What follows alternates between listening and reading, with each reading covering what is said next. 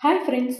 నోట్లో పెట్టగానే కమ్మగా కాశీ వెళ్ళినంత హాయిగా ఉంది అనిపించేలా టేస్టీ టమాటో చట్నీ ఎలా చేయాలో చూసేద్దాం రండి. టమాటాలో ఏముంది తొక్క అని మీరు అనుకునే లోపల ఒక మంచి చిట్కాతో మీ ముందుకు వచ్చేసానండి.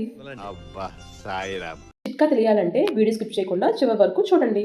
మా ఛానల్ని ఫస్ట్ టైం చూసేవాళ్ళు గంట పక్కన ఉన్న సింబల్ని యాక్టివేట్ చేసుకోండి. తుఫాన్ నా గొంతులో బీభత్సం సృష్టించిందండి. వినడానికి ఇబ్బందిగా ఉంటే నన్ను క్షమించండి.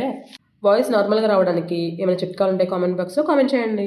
ముందుగా కడాయి పెట్టుకుని నూనె హీట్ అయ్యాక ఆవాలు, జీలకర్ర, పచ్చెనగపప్పు, పచ్చిమిర్చి, వెల్లుల్లి, కొత్తిమీర, పల్లీలు అన్నీ దోరగా వేయించుకొని ఒక ప్లేట్లోకి తీసేయండి.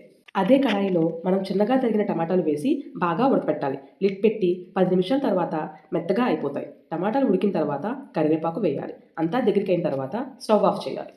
టమాటాలు చల్లారిన తర్వాత మిక్సీ జార్లోకి ముందుగా వేయించిన పప్పు దినుసులు, టమాటా ముక్కలు తీసుకొని లైట్గా సాల్ట్ అండ్ పసుపు వేసి మిక్సీ పట్టుకోండి. మిక్సీ చేసేటప్పుడు నవ్వులు పండించే నువ్వులు కొంచెం వేయండి.